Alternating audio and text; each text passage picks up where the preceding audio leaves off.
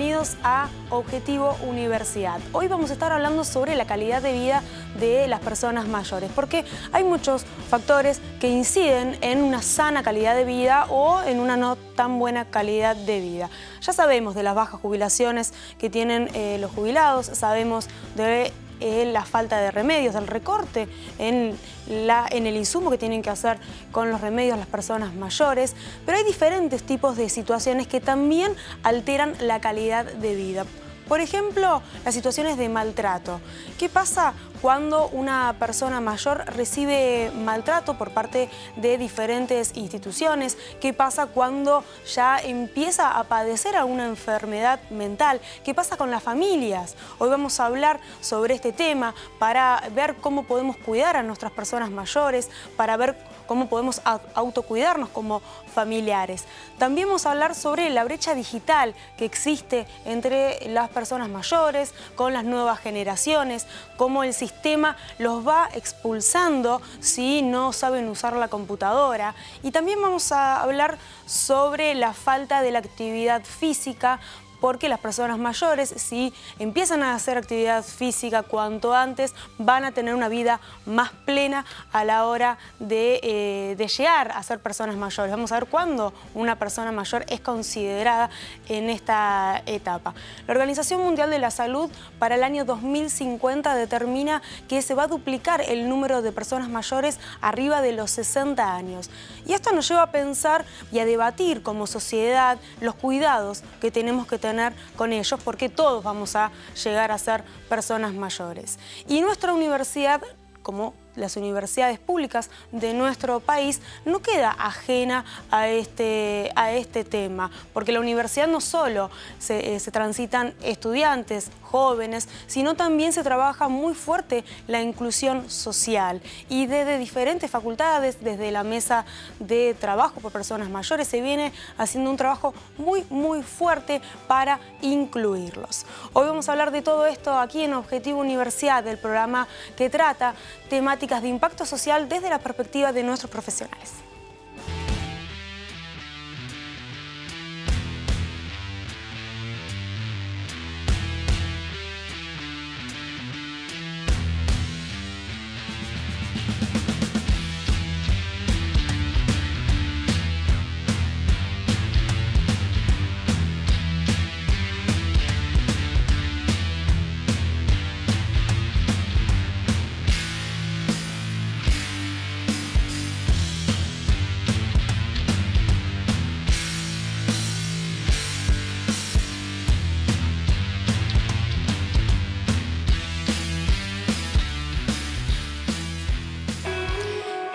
Y para hablar sobre este tema del día de hoy, nos visitan Adriana Frávega, que es integrante de la mesa de trabajo de personas mayores de nuestra universidad. También Florencia Bravo Almonacid, que es directora del PEPAM de nuestra universidad.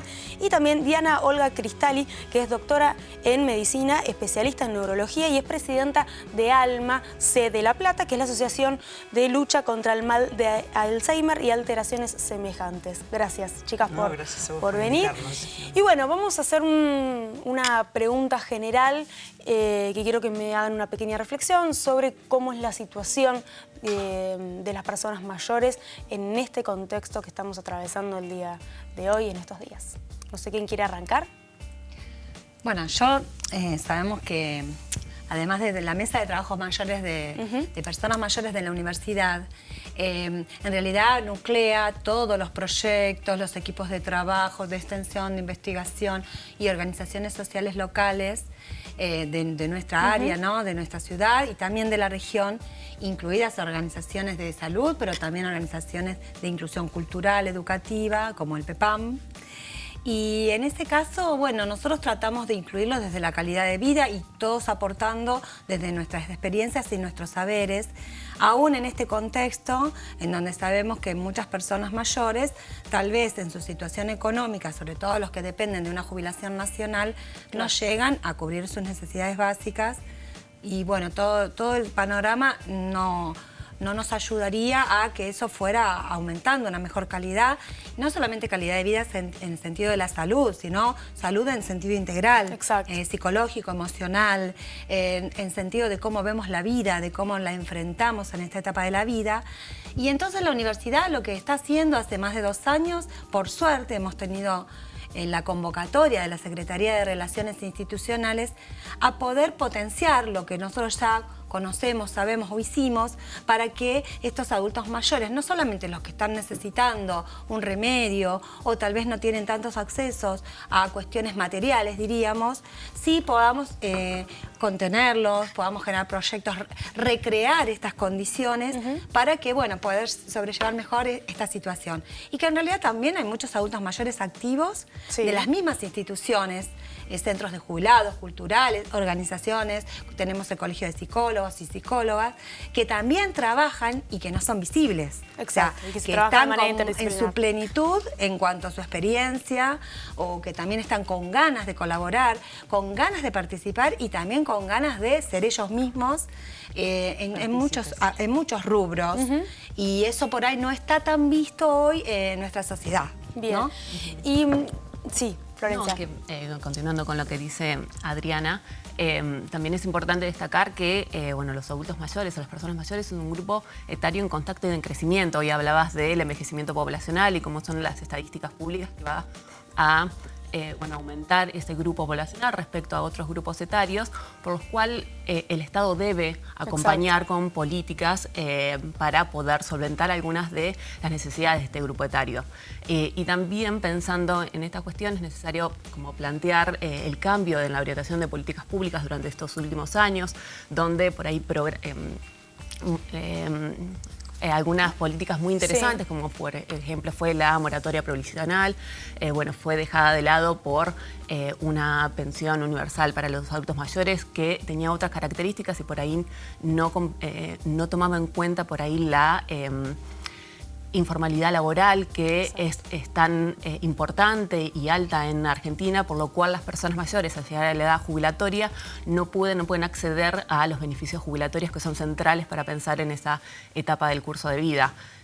Acá nosotros desde la Facultad o la Facultad de Humanidades tenemos bueno, el programa el PEPAM, que es un programa de educación permanente para adultos mayores, donde se piensa principalmente en la cuestión de educación permanente. Una educación espectacular. Sí, una educación no formal, también destinada a no solo nosotros estamos no solo acá en el casco urbano, sino también tenemos un programa de PEPAM Barrios, donde para pensar esa inclusión a partir de la extensión universitaria. Exactamente, desde la extensión, pensando bueno, en la educación como un momento también importante y que se puede dar en cualquier momento de la etapa de vida. Seguro. No, es maravilloso lo que hacen. Diana, qué importancia, ¿no? Que una persona cuando ya se retira de la actividad laboral continúe ejercitando la cabeza, continúe aprendiendo. Es una nueva etapa, la idea es que se viva plenamente esta etapa. Contanos un poco desde la perspectiva médica. Ellas hablaron perfectamente bien de cuál es la problemática global. En el caso nuestro, yo represento al grupo ALMA, que es Asociación de Lucha contra el Mal de Alzheimer. Es un envejecer distinto, no desde el punto que dicen ellas, sino es envejecer con una enfermedad que te hace perder la identidad, los conocimientos, las praxias, las gnosias, te desencaja de la situación social y te pone en otra visión. Quiere decir que yo aplaudo extremadamente lo que hacen ellas, porque tal vez ellas seguramente tienen que actuar en una forma previa para que la persona no llegue a enfermar. Y por suerte fui convocada para la mesa de salud mental y también ahora para la de adultos mayores, así que desde este año formamos parte oficialmente. La idea es que un paciente con estas características como Alzheimer, además pobre de envejecer, tiene la doble cosa de que se enferma él, pero en realidad el que manifiesta la enfermedad es la familia. Porque el paciente en general tiene un cuadro que nosotros los médicos llamamos anosognosia, o pérdida del insight, que es una pérdida de conciencia de que te estás enfermando. Claro. Es decir, vos olvidás dónde pusiste el vaso, pero olvidás que olvidaste y entonces reiterás. Todos nosotros perdemos cosas continuamente y estamos... Pero cuando vos encontrás el papel decís, ah, estaba acá. Porque vos tenés el mapeo mental. Ellos pierden ese A, no saben qué pasó. y el que empieza a enfermar es la familia. Exacto. La familia es la que se sobrecarga, es la que siente angustia, miedo, ve cómo se pierde la identidad en forma progresiva y ve que deja de ser, ¿no? Deja de ser esta persona, este mamá, este papá, esta persona tan amada que ve cómo va perdiendo esa identidad y al punto de no reconocernos a nosotros también. ¿Cómo es? Yo te quería agregar a eso que la gente que concurre a Alma, los familiares, hablan de, los médicos hablamos de fachada social, quiere decir que vos socialmente ves la misma persona, pero está como reemplazada por otra. Pero los familiares dicen algo que es mucho más ilustrativo, que dicen, mi mamá, aunque está ahí adentro, no es mi mamá. Claro. Es decir, es muy importante hacer un duelo, es muy doloroso, de una persona que, aunque va muriendo a poco, está viva. Y este proceso, que uno lo dice en pocas palabras, la distancia que hay entre el cerebro y el corazón es mucho más que esta distancia, es un proceso muy doloroso y por eso tratamos de acompañar a la familia. Es un proceso bastante largo. Vos ves que pierde la identidad en tu propia cara. Exacto. A partir de estas situaciones se pueden empezar a vivir situaciones de maltrato, ¿no es cierto? Situaciones de maltrato porque depende también la persona, digamos, cómo va atravesando la enfermedad. Hay personas que se ponen más agresivas, otras que son más calmas. ¿Cómo se trabaja con este familiar? ¿Cómo se hace para uno no caer en esa enfermedad, no terminar enfermo también y para no generar esta situación de maltrato, de violencia, porque obviamente estamos hablando de una persona enferma? Es un camino un poco difícil, por eso una cosa es decir, mi papá tiene Alzheimer y otra cosa es darse cuenta que tiene Alzheimer, claro. Otra es aceptar que tiene Alzheimer y otros acompañar. Son distintos procesos que va pasando la persona. Normalmente la inmensa mayoría de la gente en un primer momento o niega la enfermedad o le cae como un diagnóstico tremendo del cual se aleja. Y es un proceso lento. Porque no hay retorno además. Pero además, en ese proceso lento pasa lo que vos decís, Belén. La gente sin querer lo maltrata porque el paciente, por ejemplo, tiene un cuadro alucinatorio. Entonces el paciente dice, mi papá, que murió hace 30 años, vino a visitarme. La familia, si no tiene en cuenta que es una enfermedad, se enoja, se dice, no, acá no hay nada, y empieza la discusión. Te pongo ese ejemplo, pero pasa lo mismo con un vaso de agua, con la comida, o pasa lo mismo cuando el paciente reclama que el hijo le robó todo su dinero, cuando no robó dinero. Entonces, el primero que tiene que entender es el familiar y por eso los nucleamos en el grupo y le vamos explicando tácticas, estrategias para tratar y sobre todo que comprendan la enfermedad. Es muy distinto que un médico le transmita en un consultorio lo que le pasa a un grupo donde a todos les está pasando lo mismo. Después le proyectamos por ahí películas de la India donde una médica de la India muestra como la misma hindú tiene el mismo síntoma que una persona de acá, el mismo que tuvo la paciente de Alzheimer. Entonces, en ese hecho de compartir, es como que la persona larga un poco su angustia. Pero por eso pienso que es mucho más valioso lo de ellas, porque es como una etapa previa. Lo de esto es antes de enfermar. Una vez que enfermas, hay que poner... Y lo último que ya te digo, hay una organización mundial que es Alzheimer Disease Internacional, y en abril del 2011 dijo que el único manejo de estos pacientes, primero, era el manejo del paciente y su familia. Claro. Y el diagnóstico temprano. ¿Qué quiere decir?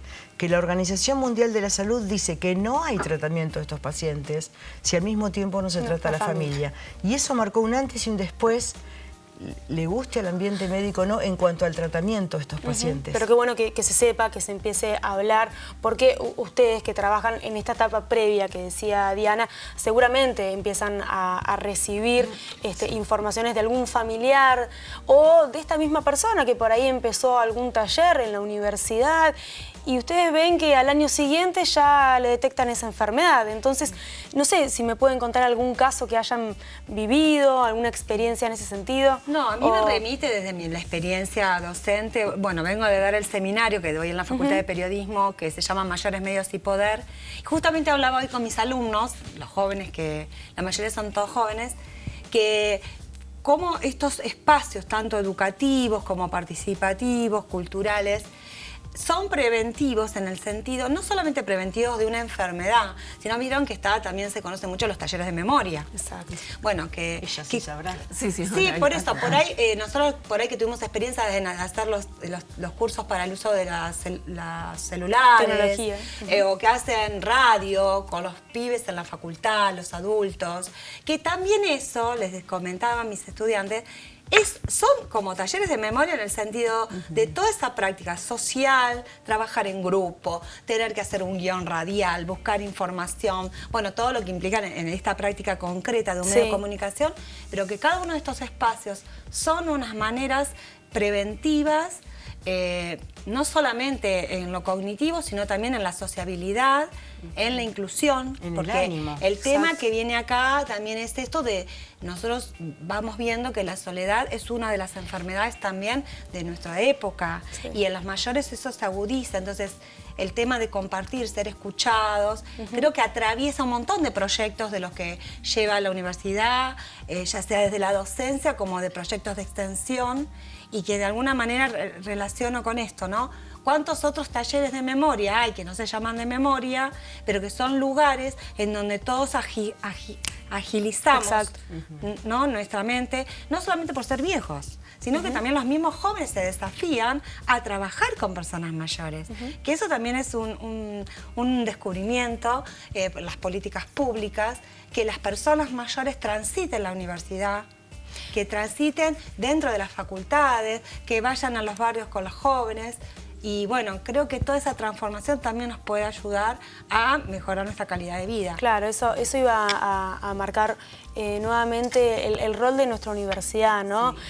Por un lado, trabajando con organizaciones como ALMA, pero también, por otro lado, cuando se dice la universidad solamente para los jóvenes, para la gente jóvenes, qué importante esto de abrir las puertas para una nueva oportunidad, porque es una nueva etapa de la vida que hay que vivirla plenamente, ¿no? Y hay que enseñarle a las personas que una vez que se jubilaron, no es que se terminó ahí la vida y vamos a vivir la vida de los abuelos y nada más, sino que podemos empezar a hacer un montón de cosas que tenemos pendientes, como estudiar. Sí, ahí sí, me parece fundamental también, que es interesante pensar también los dos caminos, porque las personas mayores también pueden ingresar a la educación formal, pero también los espacios no formales de la facultad, como el PEPAM y otros programas de la universidad, también son muy importantes que los brinda y que los abra. Exacto. Ahí, con respecto a lo que veníamos hablando, el PEPAM tiene un área muy fuerte, tenemos más o menos 90 cursos que se... 90 un montón. cursos. Sí, bueno, ya sabes, si no estás mirando y tenés tiempo y querés hacer actividades, acercate a nuestra universidad, al PEPAM, 90 cursos 90 que van de todo, obviamente. Sí, sí, nosotros desde la Facultad de Humanidades hay muchos cursos desde historia, literatura, bueno, educación física, de sociología, que bueno, es el fuerte, pero también hay otros cursos. Y una rama muy amplia de cursos también son transformaciones del envejecer, donde ahí están puestas discusiones tanto en torno a algunas problemáticas ligadas al envejecer, como espacio de discusión y planteamiento como de reflexión en tanto a esa etapa, como también los talleres de memoria. Claro. Y ahí siempre es muy gracioso porque a veces vienen las personas mayores diciendo, bueno, yo me olvido esto, yo me olvido alguna cuestión, que por ahí son algo normal y que también suceden en otras etapas. Y que tienen miedo de caer en el Alzheimer, claro. ¿no? Que están ahí, como lo tienen muy presente, el mal lo tienen acá. Claro, y muchas veces cuando por ahí tengo que ir a comentar alguna actividad y por ahí me olvido algo y me dicen, vos tendrías que hacer el curso también.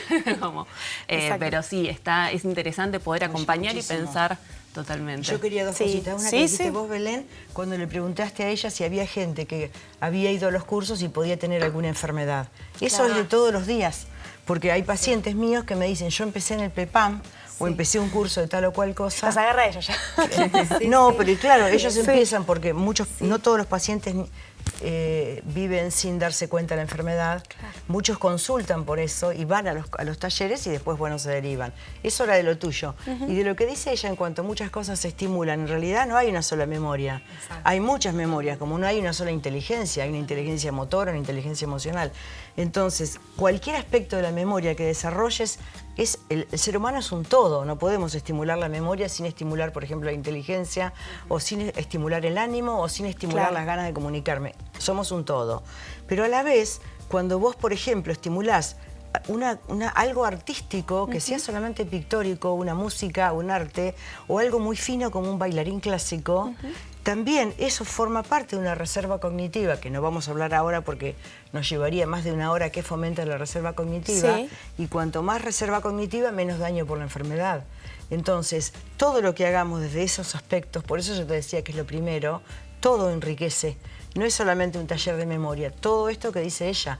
De hecho, nosotros practicamos en enfermos de Alzheimer taller de radio, que vino gente de periodismo a hacerlo, y todo enriquece. Pero somos muy distintos unos de otros. Lo que a Belén por ahí le hace bien, no le hace bien a Diana o a Adriana. Exacto. Lo que hay que buscar dentro del todo que nos pasa a todos, la particularidad que a cada uno nos beneficia. Es un trabajo, pero se puede hacer. Es un trabajo y también muy lindo. Es un trabajo muy lindo, seguramente, pero ¿qué pasa cuando la persona ya empieza en una etapa triste, en una etapa de depresión, en una etapa de que dice yo ya no sirvo hasta para cuidar a los nietos porque no tengo fuerza, porque no me acuerdo dónde dejo un vaso? ¿Qué pasa? ¿Cómo se trabaja con esa persona que no tiene una enfermedad mental como el Alzheimer, pero tiene una carga emocional muy fuerte de depresión, de tristeza, de falta de ganas, de motivación? Sí, ¿Qué no pasa? sé si querés. Bueno, no, muchos, o sea, nosotros desde la cuestión médica no trabajamos, sino porque desde comunicación y cultura, sí sabemos que muchas veces se le va la depresión, o sea, esta cuestión de poder, en el caso nuestro, ¿no? Que vienen a un taller o que uno se acerca en los barrios o en las organizaciones sociales, en los clubes, que uno se acerca a un lugar y que hay gente que empieza a moverse o a hablar con otro, ya sea con sus pares, esa cuestión de empezar es fundamental, salir del famoso aislamiento, ¿no? Exacto. Eso es fundamental, o sea, cualquier espacio puede ser fundamental justamente para esto. De hecho, nosotros en periodismo estamos mucho después que el PEPAM, por supuesto, porque la comunicación empezó en el 2003, pero yo siempre recuerdo cuando venían y se inscribían y te decía, pero yo no sé si me voy a poder quedar, porque el médico me dijo, o porque tal vez tengo que ir al baño, o porque, o porque no aguanto, tengo incontinencia y la pastilla. Y cuando están adentro, se olvidan. O sea, no te digo que se olvidan totalmente, porque tienen su responsabilidad, tal vez tienen una medicación, pero una vez que entraste al espacio de compartir, escuchaste al profe, hablaste con otro, eso se corre totalmente y bueno, ya no hablan todo el tiempo. Empiezan a vivir también de otra manera. Por eso es tan importante que la gente conozca la oferta que al menos tiene nuestra universidad en conjunto con organizaciones como ALMA. Vamos a ir a una pequeña pausa, pero enseguida volvemos aquí en Objetivo Universidad, hoy hablando sobre la calidad de vida de nuestras personas mayores.